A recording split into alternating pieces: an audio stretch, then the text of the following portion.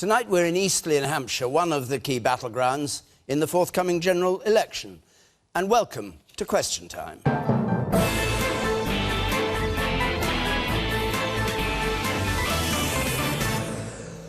And a big welcome to you, whether you're watching or listening at home, to you here in our audience, and of course to our panel. The Conservative Employment Minister, Esther McVey, the backbench MP, Diane Abbott, who wants to be Labour's candidate for Mayor of London, the Deputy Leader of UKIP, Paul Nuttall, the Liberal Democrats' newly appointed spokesman on foreign affairs, Tim Farron, and the editor of The Independent, Amol, Rajan.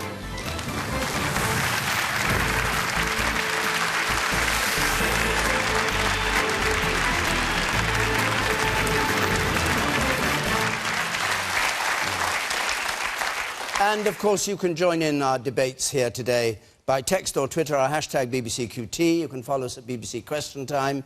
You can text comments to 83981 and push the red button to see what others are saying. But just before we take our first question, something I want to say. I want to put right an inaccuracy which affects this programme. There was a House of Lords report on women in broadcasting last week, and it said that only 28% of Question Time panellists are women. I've no idea where they got their figures from in the House of Lords, but in fact, since 2013, the last 2 years, over 40% of panellists on this programme have been women. It's still not 50-50, we're aiming at that, but it's certainly a lot better than the House of Commons, which only manages 22% of women.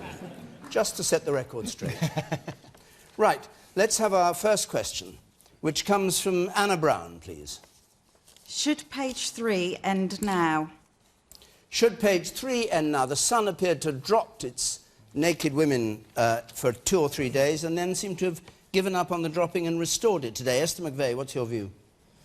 Well, quite frankly, I think for the last couple of weeks we've been talking about press freedoms and how important it is, albeit on far more important issues than that. So I agree with press freedoms. I also wouldn't dictate to anybody what they should choose to do for their career, even if it was something that I wouldn't do. However, I do think times move on, things change, and I would have thought, like old TV programmes that we don't see anymore, I would have thought page 3 would no longer be in the Sun's pages, but in the history pages. And what I'd like to see, actually, on all of the other newspapers on page 3, is powerful women, instead of just being there to be looked at, but actually people who've accomplished, people who've achieved things, women who are engineers, who are scientists, who are IT. I want to see women take their place in the world as people with intelligence and things to offer, not just things to be looked at. Okay. Paul Nuttall. Well, firstly, I think it was a great marketing ploy by The Sun to say that they were scrapping page 3 and then bring it back almost the following day, because we're talking about it on this programme. It was on every broadcast outlet. It was in every single newspaper. So, you know, well done to their PR team. Look, the models who pose, they're not coerced into doing it. They earn good money. It's their freedom of choice. And, you know, personally, I would have thought the feminists of this country have more pressing issues, such as the increase in domestic violence. Deal with that. Forced marriages, more than ever before. Female genital mutilation, they should be campaigning against that. There's 40,000 girls in this country who've been mutilated, yet we've now got the first court case, and it's been illegal since the 1980s. It's an absolute disgrace. These are the real issues that feminists should be tackling. Now look, with The Sun, I'm a survivor of the Hillsborough disaster. I made a choice not to buy the Sun newspaper. If you're offended by page 3, you can make that same choice as me. You don't have to buy the Sun. Okay. Diane Abbott. Paul referred to the feminists of Britain. I suppose that's me. Look, there's nothing wrong with pictures of naked women. Art galleries are full of them. The problem with page 3, it's partly that it's a little old-fashioned, but also, as a parent, we're going through a period where you're seeing the increasing objectification of women, the increasing almost pornification both of the media and advertising, and I don't want to see a generation of young girls who think the only way to get on in life is to pump their breasts full of silicone and somehow get on page 3. I don't object to nakedness as such. I do object to young girls growing up being given a notion of what it is to be a success, being treated like objects. I'd like to think Mr. Murdoch will drop page 3 for once and for all, but I'm not holding my breath. Well, not there.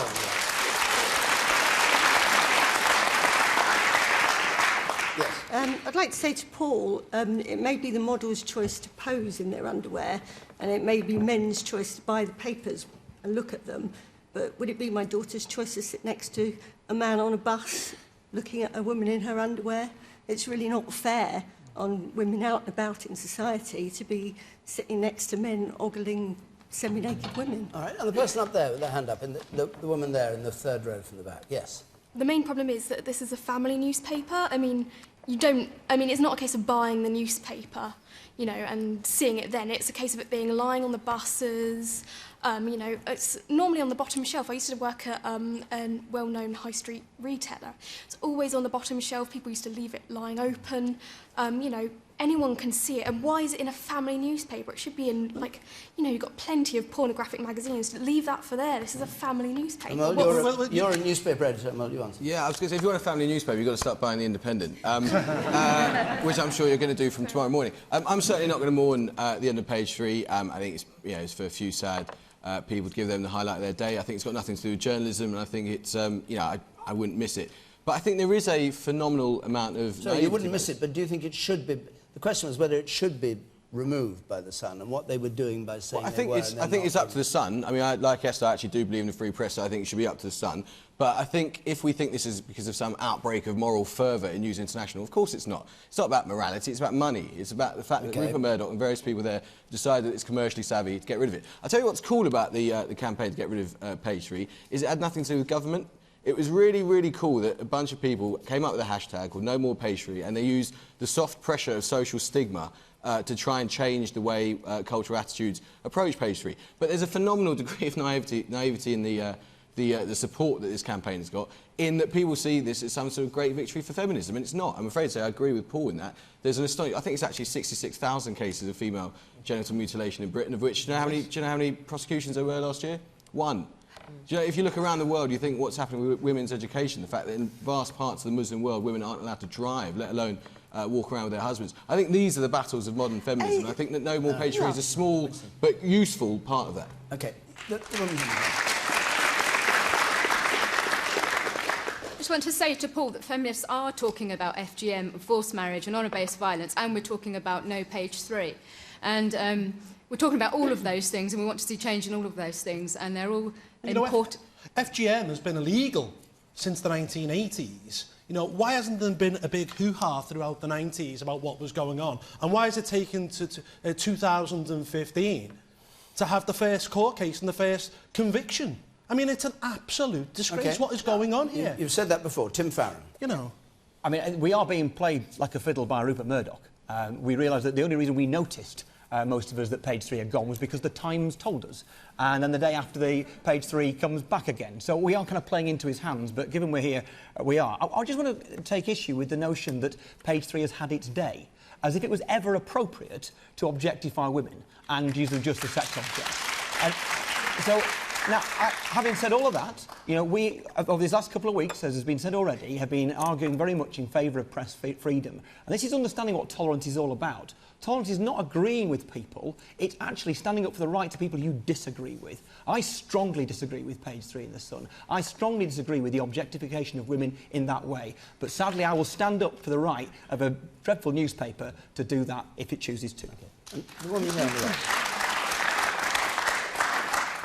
Somebody earlier said that The Sun is a family newspaper. So what are we teaching young girls? You know, OK, it's OK to get your boobs out. OK, maybe it is. But what I'm saying, what about growing up to become a lawyer, to become a politician, to become a Greenpeace advocate, to become all these things? Are we just saying, yeah, that's OK, you can also get your boobs out and earn loads of money? What about actually being the best that you can with your mind, your brain and everything that you've got?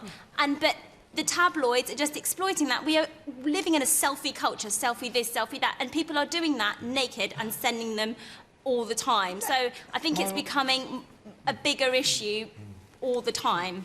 My concern is the impact it has on the boys, actually, and the way they are brought up to see. That is what women are for. First of all, let me... Not first of all, just a quick point, 'cause I don't want to stay on this for too long. All right, let me correct advertising the Sun, the more we Amol. talk about it. Let me correct Amol. He said government had nothing to do with it. Do you know the first person that got up in Parliament and called for the end of page 3? It's a great woman who's a little forgotten now, Claire Short, and she was abused. She was abused on the page of the Sun. She was vilified. It's been a long-standing campaign. Younger women have taken it up now, but it's a long-standing campaign. And as for this, either you fight FGM or you fight the objectification of qualification of women. You can do both. Whoa, hang on. You can do both. My point is you can. Look. Right. Whether we like it or not, The Sun is the biggest selling newspaper in Britain today. I think it sells 3 million a day. You know, if people were that offended by it, 3 million people wouldn't buy it. Let the market decide. All right, if fine. Everyone's offended, don't buy The Sun. OK, I'm going to move on to another question. Just before I do, is there anybody in the audience who wants to speak up for the page 3 girls? Because I don't want to be accused of not... Yes, the woman there does. I wouldn't necessarily say I speak up for page 3 girls, but I do think that there are other images in the media which are far more damaging to young girls than those of the naked form, such as those of slimmer women, and they have far more greater effects and damaging effects than that of page 3. And like I say, I think it should be left to the market to decide, and that's a bigger issue that should be addressed. Fine. Let's go on. Thank you very much. Just before... why don't you come and join Question Time, by the way? I mean, we're going to be in Wrexham next week. We're going to be in Finchley the week after. Come and take part in this programme and have these debates. There's the address on the screen there and the telephone number to call. Let's take another question, and this is from Claire Clayton, please. Who benefits by delaying the publication of the Chilcot report until after the general election? Now, we know it's not going to come out until after the general election because the judge has said it won't. But who benefits by this? Tim Farron.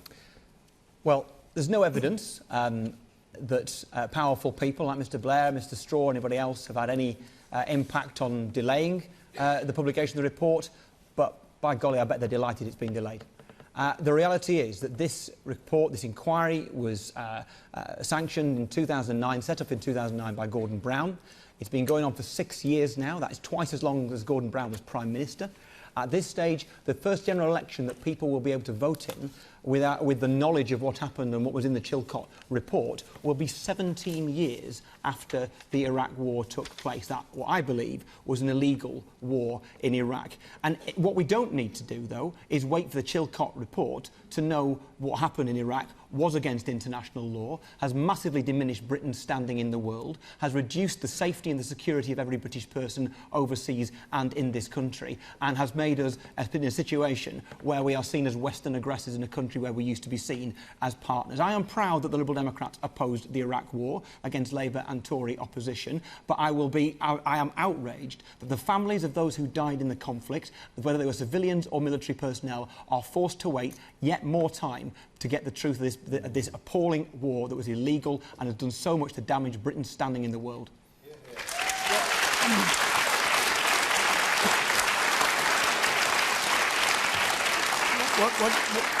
Just very briefly, what do you make of the rather curious remark your party leader, the Deputy Prime Minister, made when he said there's a danger the public will assume the report is being sexed down by people rebutting criticism? Is that the right thing to say? It was a clever reference to Mr Campbell's reference to being sexed up. Is he suggesting that John Chilcot is actually modifying the report, pulling back from what he really believes? Is that the Liberal Democrat proposal? It's entirely right that those people who will be mentioned in the report should have the right to challenge what is put against them, and no doubt they will want to water that down. That is their right. But of course what Nick was saying was that the public, the media and everybody else will assume the longer this goes on, the more people are trying to reduce the amount of blame levelled at them. Esther McVey. Well, the people who should be benefiting from it, the people who should know what's in those papers primarily, yes, the public as a whole, but you know, the people who've lost their loved ones, who went to war, and they want to know why they went to war. Did they go to war for legitimate reasons, or did they go to war on a lie? And that's a very serious question here, because it's about the reputation of the UK. It's about what happened, but fundamentally it really is to answer a burning question to those people. Now, I know Labour were kicking and screaming whether this was going to happen, and eventually they agreed and they said we will have this inquiry in 2009. The last person to have been interviewed was in 2011. They've had a lot of time to get this information out, and people say, could it have got out now? Well, the Franks inquiry into the Falkland War took 6 months to write out, and it was up in a year. So yes, it should. And the people, the MPs in the House of Commons were saying, would this be ready for 2010? They never thought they were going to be asking, would it be ready for 2015 or 2020? This should not be to protect people who want to change what's gone on in the publication. Who benefits this by should the delay? Be out. Well, I would say people who are benefiting it, or maybe people who are either going over it, rereading it, maximalisation of it. But what we need to do, and I don't want to pass the session, maybe it's not, maybe there has been genuine delays there, but I think, and I think we all think, this needs to be out for the benefit of the great British public as a whole and people who gave their lives for that war. And do you accept it was only in May last year that they finally got agreement to publish whatever they are going to publish of the conversations between Blair and Bush, and they were negotiating that, and that held it up, or is that not true? Well, if that was part of it, but that was still a while ago. May last year? That's another year that's gone on, but we just need to get to the bottom of this, and we need to be put aside that this wasn't part of that awful New Labour spin, and we didn't go to war on a false premise. Amol. Just to answer Claire's question directly, the people who benefit are obviously the people that took us into this war. But it's worth trying just for a minute to be sympathetic to and generous to Chilcott's argument and ask why this has been delayed. And there are a few different reasons. The first is that Chilcott says the Americans are very worried about private conversations between Blair and Bush being revealed. And actually, I think that's fair enough.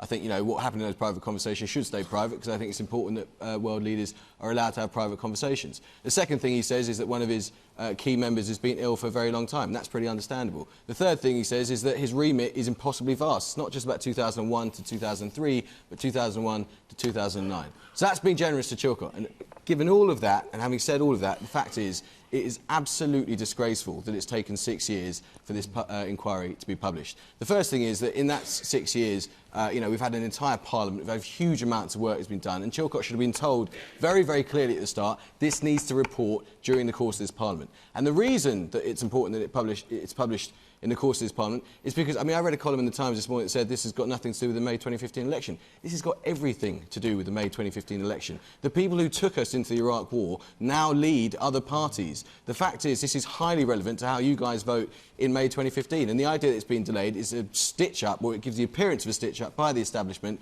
which frankly stinks.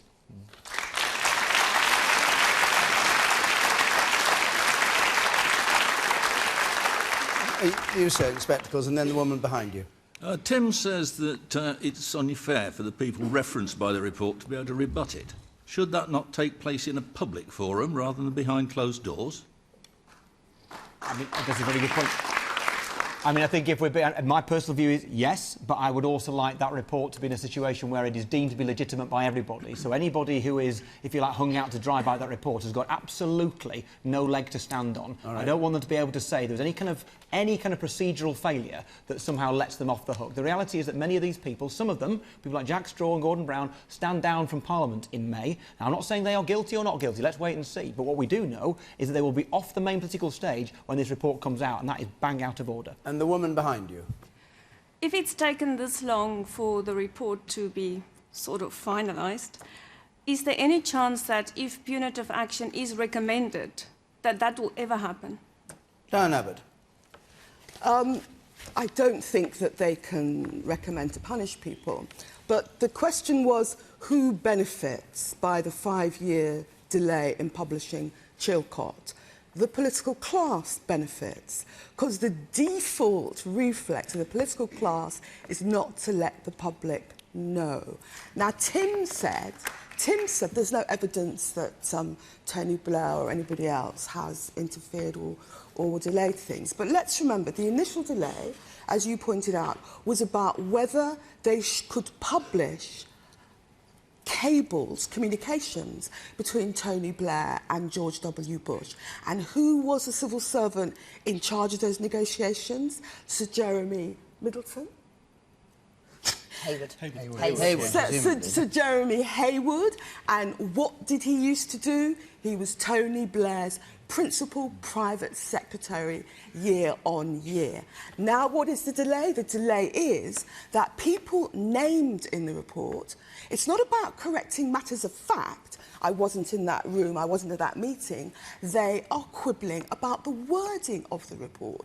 I think that's outrageous. Of course, as a matter of courtesy, you should see before publication what's said about you in a report. But if there is no factual error, to allow people who are named to quibble about the wording... Well, what do you mean by the wording? If they're being criticised, that's wording. I mean, they may have been in the room, they may have been there, but they say your interpretation of what happened was wrong. And how do you know this anyway? This report has cost the public £9 million. How do you know they're trying to change it in that way? This is what you hear, David. You may know better than I. But my point is this. He may well know better than I. My point is this. There are two things about this. One is the delay, 5 years late. The other is people named being able to quibble about what is said about them. It is too late now to have the Chilcot report out in good time. But we will not want to see it in the report we are expecting about child sex abuse. It would be completely unacceptable for people named in such a report to do what's been done about Chilcot. And just one more thing. I'm one of that small group of people who voted against the Iraq War. It was a disaster. The problems we see in the Middle East today, ISIS, Al-Qaeda, stem from that war. I believe what's happened in the Chilcot report is a scandal, and I'm not as trusting as Tim that the delay has got nothing to do with the people that might be personally damaged. I'm not trusting, I'm just not trying to slam anybody.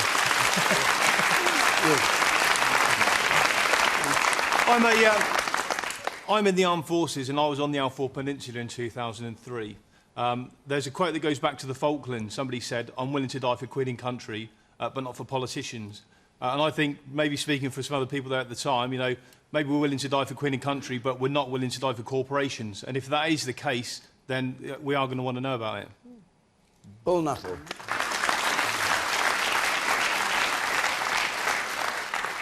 Well, I think it's very convenient for the mainstream political parties, well, obviously not the Liberal Democrats because they voted against, as did Diane, but the mainstream political parties as a whole, that the Chilcot report is released after May, because all it would do, I suspect, if it was released before, it would increase the distrust that the people have in the establishment and the politicians, and I'm sure that the Labour Party in particular would suffer badly as a result of its publication.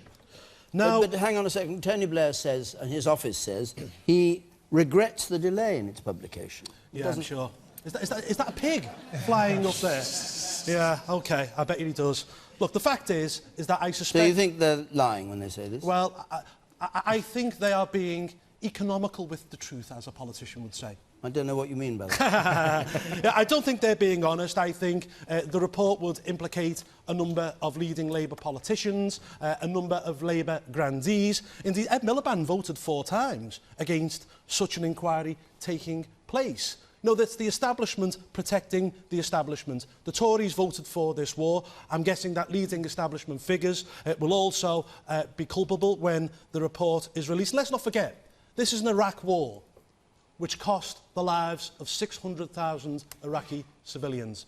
179 of our brave British boys and girls who went out in the armed forces never came home. Now, I just hope that the establishment are as concerned about the protection of civilians and our own armed forces as they are about protecting themselves. Okay. You said here. Amol, you said that there's people worried out there that concerning their private conversations that took place. Now, if they're in such powerful positions, and we're talking about a war, why should those conversations not be made public? Because decisions have been made on those conversations. Now, whether that be whatever frame of mind they were in, whether it was kind of loose talk, we need to find out how serious these people were.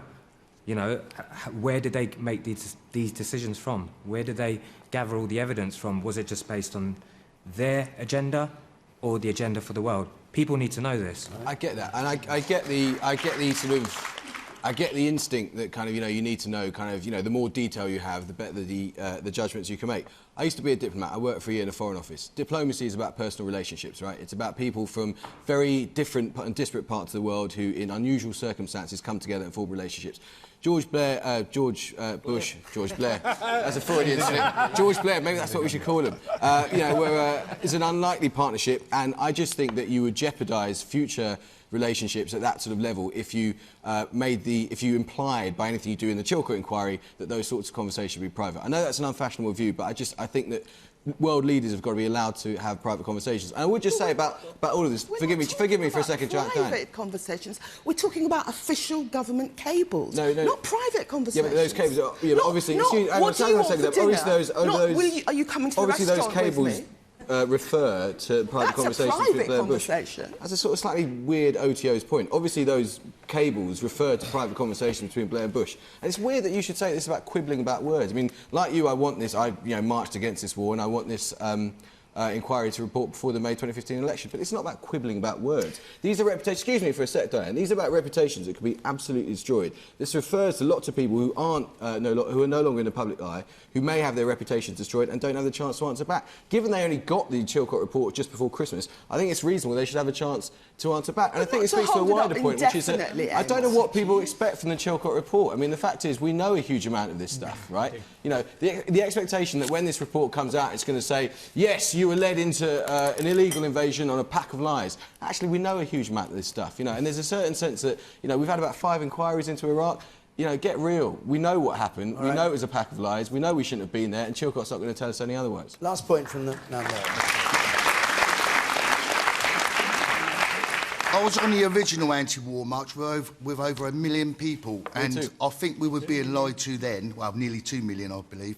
We were being lied to then, and I think the British people deserve to find out what is in that inquiry, and we owe it to the families of the people that sadly died. Yeah, we do. Okay. Thank you very much. We'll go on to another question. This from Jennifer Burton, please. Let's have your question next, if I may. Jennifer Burton. Is Nigel Farage right in saying that the National Health Service, in its current form, will be unaffordable in the future? Paul Nuttall, you're his deputy. Is he right to say that? Well, look, I think that at some point in this century, with an ageing population, a growing population, drugs becoming more expensive, we may well have to have a conversation about how we fund healthcare in this country. We're not at that point now, and I want to make it perfectly clear that UKIP is committed to ensuring that the NHS remains in public ownership, stay funded and free at the point of delivery. But there are problems within the NHS. We know that. There are structural problems. The fact is that under Labour, the health budget trebled between 1997 and 2010. But where was the money spent? Managers and bureaucrats actually rose in those years by 48%. Yeah, everybody has their statistics on the NHS. No, this is important, David, because... It may be important. I want you to answer Jennifer's question. Well, I already have. You haven't. Is it going to be unaffordable in the future? That was the question. I was looking ahead. I noticed that your health spokesman, Louise Bors, says, I'm certain we'll discuss it again, but we'll reject it again. Is the UKIP's view that it should never be subsidised, paid for by insurance, or that it should at some point? What Louise was talking about is a debate which has happened within the party in 2012, and we may return to having that debate in the future. What Nigel was talking about is whether later in the century we may well have to have a debate how we fund healthcare in this country. And it was something that may well have to happen. The point I want to make is that the NHS, in my opinion, is too large, with 51% of people who work in the NHS not clinically qualified. It's the third largest employer in the world. 1 in every 16 people who work in this country work for the NHS. And, how do you shrink it if it's too large? Well, you've got to go like a hot knife through butter, through the middle management and bureaucrats that Labour created between 1997 and 2010. And what we need to do is to ensure that, yes, the money is spent, yes, that the health budget goes up, but let's ensure that that money is spent on nurses and doctors and on the front line, not on managers, pen pushers and bureaucrats. Okay.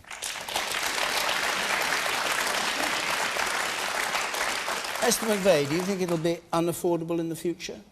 I'd ask the question, unaffordable to who? Because if we're saying us as the public, we'd probably always want to make it affordable. I think we'd prioritise it to say, how do we make it affordable? How do we use the latest technologies, IT, to say, how can we deal with patients? How do we make sure that rather than people to go to A&E, how do they go into walk-in centres? How do we make sure that we've got the best GPs contracts so people can walk in there? So I think it's for all of our benefits to make sure that we do make it affordable. We have ring-fenced it. We put in an extra 13 billion. We are supporting the staff. We've recruited more doctors and nurses, but we have to make sure, and you're quite right, we are all living longer, and it's how do we merge some of those, the support that we give through social services, through the health service, and how do we integrate those systems to get best value for money? Because I'd say we have to make sure for all of us that we keep it affordable. Would you rule out then the suggestion that Nigel Farage made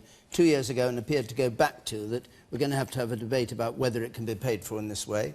Or do you think it can always be paid for by public funds? I think the debate will be with the public. I think we've all said to this day we want it paid by public funds, and we cherish it, and we want to keep it that way. We want to make sure that it is a delivery that is free at the point at which everybody needs it. And affordable forever and a day? Oh, you're talking to me on that one? Yes. Yes, I do. I think that's what the public want. OK. The person with the hand up there in the back. Sorry to use statistics again. Isn't it right. approximately 50% of the NHS budget is spent on wages, salaries? And it's not just backroom staff, as in managers and things like that. It is people like people working in laboratories and things like that. I mean, yes, we will have to, at some point, think, OK, what can we do outside of the NHS? Maybe we'll have to put those services like the laboratory services outside into the private sector. Okay. It's, I mean, we could put the whole GDP of this country into the NHS, and eventually it won't be enough. No, Paul, hold on. You've had your say. There are other people to speak. I'll let you come back in a moment. Come on. Jennifer, Nigel Farage is absolutely right. Of course, we're going to have to talk about whether or not it's affordable. Everyone knows, everyone in Westminster knows that it's political death to talk about privatisation, that the NHS is a hugely toxic issue for the Tories. Everyone also knows that there's a £30 billion black hole which is going to be emerging between now and 2020. There's about two solutions for that. Well, you could stop treating people, and you could have mass sterilisation and kill everyone. You don't want to do that. You could reduce the number of... you could increase the number of people paying huge amounts of tax, so you could fund it through the state purse by increasing national insurance, which is what Frank Field says, or you talk about increased private sector provision. That's the only realistic thing. So people don't like the idea of paying more tax, but they also like the idea of the NHS remaining in public. So the idea of, of course we're going to have a debate about it. We're going to have a debate about whether or not you guys want to spend a hell of a lot more money every single year funding the NHS. You may well want to do that. I may well want to do that. You know, the NHS saved my mum's life. I'm hugely loyal to it. But I think you've got to be realistic about the fact that the cost of the NHS is rising anyway. We've got an ageing population, and we've got a huge amount of government cuts coming in the next 5 years. So you're going to have to pay for it. And do you think that as this process goes on, if you keep ring-fencing the NHS, education and overseas aid, and keep those things always protected, that the damage done in other parts of our economy and the role of government in those other parts of the economy is going to be too great? It necessarily follows. If you ring-fence certain sectors, international development or the NHS, then you're going to have to find the cuts elsewhere. But the other cuts elsewhere might lead to damaged public services, which you also don't want. So, yeah, I think that follows logically. Tim Farron. I mean, it's only unaffordable if you decide that it's not a priority. And the sense of the last 20, 30 years is that NHS spending as a proportion of the overall public sector spending has not changed wildly, because our population is, of course, getting older, but it is, as years go by, we've had more economic growth. Most years that is the case, and it's all about making those choices. The real problem impacting upon the National Health Service is the fact that social care, which works alongside the National Health Service, is in such an appalling situation. The reality is, if people were living to the ages they are now in the late 1940s, I imagine social care would have been part of the National Health Service back then. We didn't, and so it isn't. And today we have people who are qualified nurses, unbelievably important people in our society, being paid less to care for people who are in very vulnerable situations than they would get paid if they were stacking shelves at the local supermarket, which is an absolute outrage. And we have to decide. There is not a bottomless pit. I absolutely accept that. We have to be realistic. We have to make some tough decisions about priorities of spending within the National Health Service. I absolutely accept that. But I also think that we as a society get what we pay for. Do we want to be a civilised society which looks after people and gives them dignity in old age and looks after them from the cradle to the grave, in which case we must always be able to afford not just the National Health Service, but decent social care too. The woman in the third row from the back there, in the centre. If corporations paid the right tax, we can actually afford it. How much will corporations provide? Well, Google, Amazon, Starbucks, Apple, I think they can afford a bit more, can't they? Enough to fund the National Health Service to the full, you think? And other corporations. All right. And the woman there on the right, yes. So, in a recent television programme earlier this week, they said a poll that showed that over 70% of people would be willing to pay more income tax to help fund the NHS. So why don't the parties adopt that? OK, and we'll come to that in just a moment. And the man there behind you, yes. Yeah, I have to take issue with both Esther and Tim because they're talking complete nonsense when they say that the NHS is fundable in the long term. We're the only developed country in the world that don't have a dual-funded health service, public and private. You look at Western Europe, they have much higher survival rates, they have better treatments, they have less waiting lists, and they have that because they have a dual-funded public and private system. And we need to have mature politicians who are prepared to put their head above the parapet and have that debate. All right. You can have it with Diane Abbott. Diane Abbott. Of course, the NHS is affordable. It's what... Can you answer his point? Well, let's look at America. Let's look at America. That's a private, public mix, and millions of Americans have to suffer with untreated acute disease because they cannot afford ongoing treatment. So there are other systems, but let's be clear, we want to copy the better systems, not the American system. And Amol said, oh, we need to increase private sector provision. Private sector provision doesn't save you money. The American experience shows you private sector provision costs you money because the private companies have to take their slice Diane, off you really top. should stop shooting down these straw men. I didn't say that we need to increase private sector provision. I said you face a choice. I said you face a logical choice. If you have a £30 billion hole, you either fund it through the state or private sector provision. And that's, of course I did. Well, you're misquoting me. What I'm saying is... And that's what Nigel Farage talks about, and he's right. It's not, private provision is not the only answer. That's exactly what I said. No, but let me explain. Ooh. If we did more around public health, around smoking, and I'm glad the government's brought in plain packs, around things like obesity, those things which, those conditions, those public health conditions, which you leave them undealt with, cost, I mean, 10% of the NHS budget goes on diabetes. If we did stuff about the health of young children and weight and so on, we could cut Let's costs. come back to the point that leaving aside when we all stopped smoking and eating sugar and all the rest of it, and come back to the young man there. Yeah, and to be honest, Diane's misquoting me as well, because I never mentioned America. I'll come to the woman behind you in a moment, because I know you've had your hand up for ages, but I'll have you first, please, yes. Yeah, so with respect, Diane was misquoting me as well, because I never quoted America, but if you look at the Western European systems, that is where the performance is far better, and overall people pay less, because it's less tax and it's an efficient private top-up system. And there seems some support for that. The woman in red behind. I'm amazed at what Esther McVey is saying, that you've recruited loads more doctors, nurses, ring-fenced.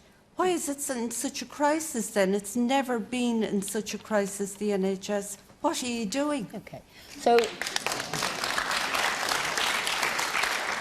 17,000 extra frontline staff have been employed. An extra 13 billion went into the NHS since we've been in Parliament. But what we do know is that there are more people now needing the use of the health service. We know there's been an extra, 1.3 million more people going to A&E, 2,500 more people a day going there. So there's more people using the system. And what I did say to the gentleman is, you know, it's vital that it is free at the point of delivery. That's what we all want. Labour introduced the private sector into the NHS, 5% of which has been done there. And what we know is it's a cherished organisation that we all want to make sure is available to us should we need it. And you're quite right, the public does need to debate how are we going to pay for this. But there is IT, there is technology, there is other things that we can do that we need to do. But we have to go back to free at the point of delivery. I think I'm right. We all want that. When the man there made his point about other examples in Europe, there was quite a lot of applause here in the audience about the idea of a mixture of private and public. What do you say to that? I mean, you heard the applause for what he said. And this is part of the debate that we said we'd need to have. How do we fund it? Hang on. How do we fund it? Well, we know we've got the private sector in there already by 5%. Labour introduced it. We know it's already there. But what do the public... I'd like to see it that we have the service that we've got, that we need, that we can go to the hospital if we need. But I think we have to use it the best it is. Is it right that people turn up at the A&E? I've got friends who are nurses and doctors who work there on a Friday night, people who've been out on the town and been drunk, arriving at the doors there and using up that service. There's also personal responsibility. What are we doing? Do we need to go there? And how do we make it just... look after as many people so on the amount it's getting. Some of the patients' fault. That man there in the second row from the back. I didn't quite say that, but thank you. No, you didn't quite say that, no. The man in spectacles there. Oh, yeah. When the gentleman down there spoke about dual systems, I thought I saw Paul nodding away in agreement. Maybe think back to when you said sometime in the next 100 years UKIP will talk about this and make a decision. What about in the next 5 years, just so that we know? You know, would you be changing things in the next 5 years? You know, let me just make... I'm very happy, actually, that we're having a civilised debate about the NHS, because usually what happens is that you talk about dual systems, and even if you mention the word privatisation, you know, the Labour Party's eyes begin to swivel and they all begin to foam at the mouth and they all shout, American system, American system. And it's nonsense. No one's talking about an American system. What we're saying is, you know, there should be no sacred cows in British politics. Everything should be up for discussion, because if you don't discuss things, things don't improve. And what you're doing, in effect, is you're letting down the British public. Sorry, just a second. If you're the no sacred cows, you're saying you won't protect the NHS, then? They're not a sacred cow to UKIP? I don't believe that anything should be a sacred cow in British politics. Politics is fluid. Everything should be up for discussion, and that also includes the National Health Service. But I want to make it clear, we had this internal discussion within the party in 2012, and in our manifesto will be a commitment to keep the NHS in public hands, funded by the state and free at the point of delivery. How do you know what's going to be in your manifesto? You just sacked the person who's right. No, hang on. No, I've got to come back on this. Please. David, you're falling for another media load of tosh. We never sacked Tim Aker as the head of policy. Tim resigned 3 weeks ago. He actually put it out in a tweet because he's become a councillor in Thurrock, he's an MEP, and he's also in one of our top 5 target seats. The job was too big. It's now been given to Susan Evans, and our manifesto is progressing quite nicely, thank you. Just quickly, Esther forgot to mention somehow the £3 billion that the Tories and Lib Dems spent on a reorganisation of the health service which nobody wanted. And let me just quote... OK, and can I tell you that that's actually saving, because it was about efficiency savings, £5 billion ongoing, and that's what it was about. Many of the people you sacked, you've had to re-employ at more money. I just want to quote from Paul Nuttall. I would like to congratulate the coalition government for bringing a whiff of privatisation into the National Health Service. The NHS, you know, gives you a clue about UKIP, which is that they are more Tory than the Tories. So it's a very useful issue. There we go. The woman there, and then I think we'll move on. The woman there. Yes, you. Well, there are two women side by side. Who would like to go first? You would like to go first. You go first, and then you follow. Just sort of following on from what Esther said, in that the public, I'm sure, all want to have an NHS that's free at the point of delivery. But we do have a responsibility as a general public. We have to be responsible when you bear in mind that 25% of all A&E attendances are alcohol related. So the government has a responsibility, but we all have a responsibility. Can I come back on that? And the woman next to you. I agree with lots of things that people on the panel have said, but also something that hasn't been mentioned. I lived in France for a number of years, and we were told there you only get out of the pot what you put into the pot. There are so many people in this country now, for one reason or another, who don't put anything into the pot, and yet they're still able to access national health free. You're absolutely right. The NHS loses £2 billion a year because of health tourism. The same as people who have paid in all their lives till they're pensioners. All right. And the man up there, and then I really will move on. The man in spectacles on the gangway there. Diane's quite hot on her figures tonight on financials. I wonder, could she remind us how much PFI cost under the last government? No, well. Well, just for the record, I didn't support PFI in relation to the NHS. And I also don't support actually going to an insurance system. OK, we're going in pairs tonight. The man in front of you. The question has been about affordability, but actually it should be about sustainability of the NHS, because in its present form it's not going to meet the needs of the 21st century. And do you think we could stop, like Esther, banding about statistics and actually sit down as a cross-party consensus, take the NHS out of the election campaign and actually work cross-party to solve the problems? Thank you. You're a born optimist, sir. I'm going to move on to another question, because we've had quite a lot on that. And I want to take a question from Sue Clark, please. Why are the SNP, who lost the referendum, having so much say in British politics? Why the SNP? We had Nicola Sturgeon, SNP leader, saying that she was going to vote on, her MPs would vote on English issues when they came back to Parliament, and they seem to be, they're going to now be in the debates, we're told, though we haven't heard the official announcement yet. You start on this, Tim. Well, I mean, the Scottish National Party have 6 members of Parliament at Westminster, and they're elected to vote at Westminster, and the shock and surprise today is that they're actually going to do so. So that's nice of them. In one sense, they're entitled to do that, but it is a reminder, isn't it, that the Scottish National Party's decision today, and certainly Nicola Sturgeon's choice to say that the SNP is going to vote across the whole plethora of issues affecting the United Kingdom, not just those in Scotland, is essentially the SNP shaping up to potentially offer themselves as part of a coalition government after May the 7th. Now, I just want to say this, because that is a real prospect, and that may not worry some people, and it may appall other people. I just want to say that nationalism is something we should all be very worried about. And whether you're a nationalist who wraps yourself in a Union Jack or a nationalist who wraps yourself in a saltire, what you're essentially saying is that my politics is about identity, and that the problems that we face as a country are all the fault of the English, or of the Europeans, or of foreigners, or of the poor, or of immigrants, or whatever it might be, when actually the problems that we face as a country we will solve together, and we will find solutions that are positive about building a better country that makes sure that Scotland, the north of England, the south east, every part of the UK plays its part. My problem with the SNP is they are isolationist and saying that the problems this country faces are somehow the fault of us or some other part of the country that isn't Scotland. That is not wrong, that is not right, or that is wrong, it's isolationist, backward-looking and nationalist. Okay. We haven't got the SNP here tonight, sadly, but they are coming in a couple of weeks' time. I think Nicola Sturgeon's coming on Question Time. But Diane Abbott, I mean, you've seen the latest opinion polls showing Labour will only have 4 seats in Scotland, and the SNP will take all the others. Well, I think that's probably an exaggeration, but I think we all know the SNP will probably do well in May. And I think the reason people are talking about the SNP is we are actually in very uncertain political times. Neither of the 2 major parties look as if they can have an absolute majority, although Labour has every intention of doing so. So smaller parties and even micro parties like UKIP are somehow 20%. Are somehow in the mix. We are embarked on what is going to be, I think, quite an interminable general election campaign.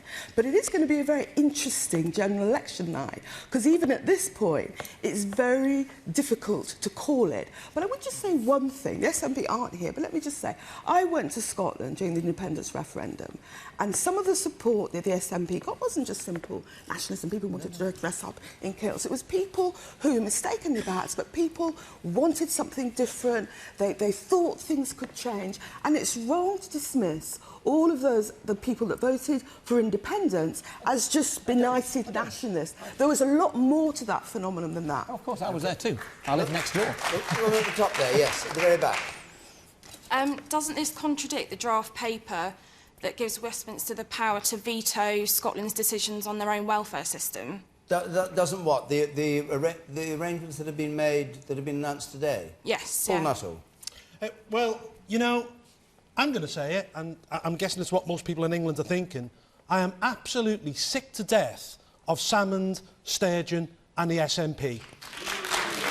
And I'll tell you why. And I'll tell you why. Firstly, they lost that referendum, and secondly, you know, with them, it's take, and we never get anything back. And you know what they're taking? They're taking your tax. You know, people in Scotland get an extra £1,600 than people, more than people in England. And you know what that pays for, your taxation up there? It pays for them not to have tuition fees, whereas down here, we charge students £9,000 a year. They have free hospital car parking. Down here, we pay. They have free prescriptions. Down here, we pay. When devolution happened, they got themselves a parliament. The English got nothing. So what are you going to do when they win all the seats that are predicted that they're going to win and hold the balance of power at Westminster, which UKIP, I think, is not going to? Hang on. But nothing is ever enough for them, is it? Because you've got Sturgeon now saying that Scottish MPs are going to vote on issues that only affect England. It's absolutely appalling. And, you know, they've got Devo Max now, and they've only got Devo Max because of one roll poll in August, which spooked the three amigos, Cameron, Clegg and Miliband, who then scuttled up to Edinburgh and basically gave them everything they wanted in a bribe not to go independent. Okay. So, no, hang on, I've just got a clear point here, because the fact is that in Parliament, English MPs should vote on English-only issues. And that should be the first step, in effect, to moving towards a fully fledged English Parliament. Paul, you are speaking about the Scottish people. You are speaking about the Scottish people the way the Scottish National Party talk about the English people. And you are both wrong. This is the politics of division. I am proud to belong to the United Kingdom. I live in Cumbria. We are a stone's throw from Scotland. I love Scotland. I represent Cumbria too. I want Scotland part of the United Kingdom. And they won't stay long if you're English people like you telling them things like that. What? OK. All right. Wait. Esther McVey. Esther McVey. What we've got to have is fairness for everybody there. So it has got to be fair for all of the United Kingdom. And I'll agree with Paul, because we're the only party, the Conservative Party, who says English votes for English laws. It's got to make sure that, you know, Nicola Sturgeon doesn't have a Dundee cake and eat it. You know, we've got to make sure that when we said we'd come together, devolve extra powers, yes, we said that, but actually, how does it work for all of us? And, you know, the SNP never traditionally voted on English matters. They used to allow English people and English MPs to do that, but now they've changed the rules of the game. They've decided they will too. It's some sort of awful sort of political grab by the SNP, and then sort of making a deal with how they could maybe do a deal with Labour after the general election. But hang on a that second. isn't what we want. What do you make of what Nicola Sturgeon, the explanation she gives, is that a vote on the English NHS will have a knock-on effect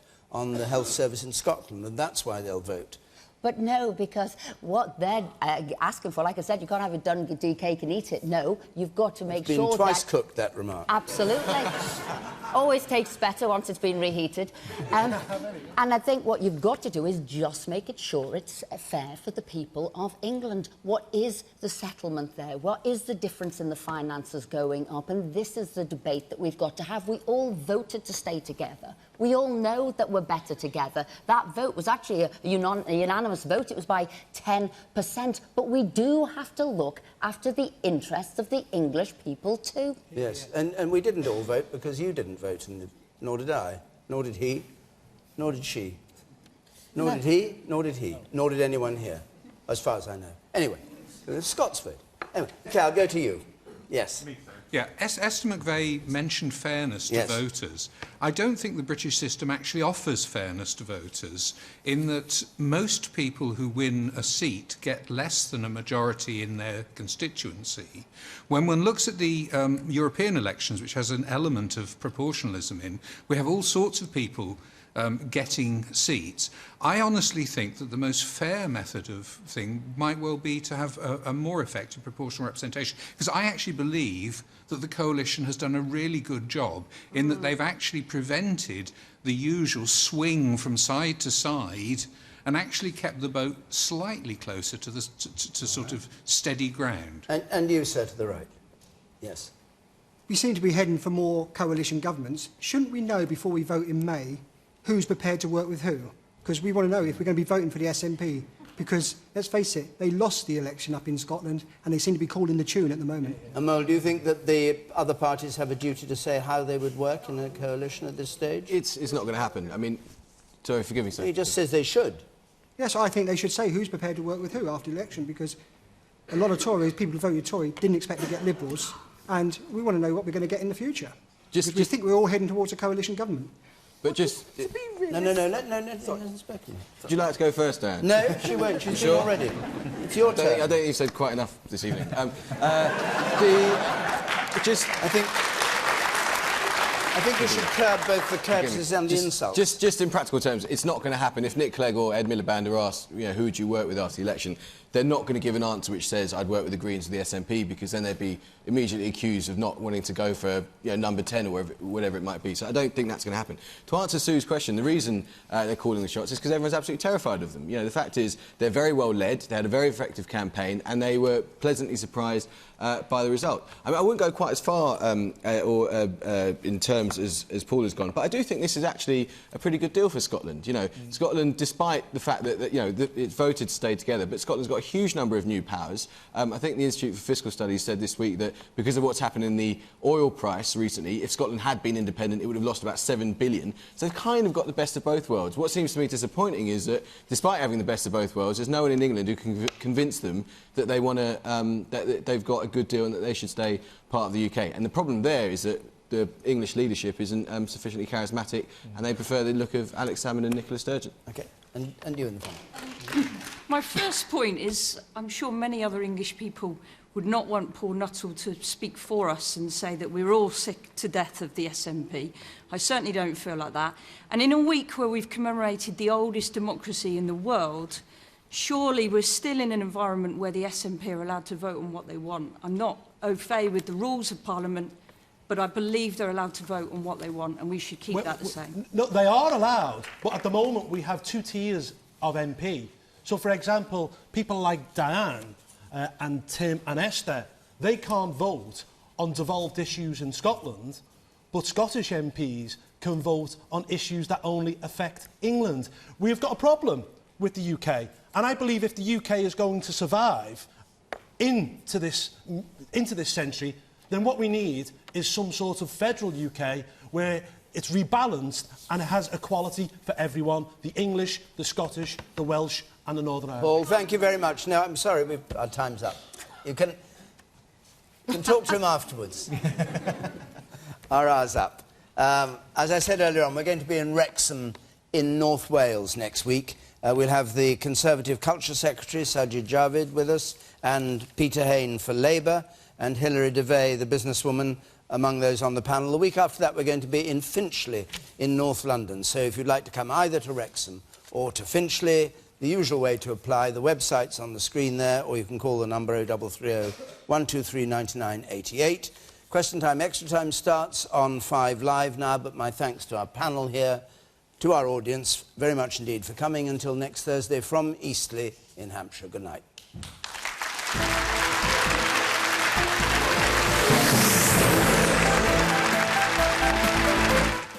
Well, the Page 3 debate continues next as glamour model Laura Cole puts forward her views, plus Strictly's Brendan Cole discusses criticism, and the wait for the Chilcot report. Hot topics for this week, next on BBC One.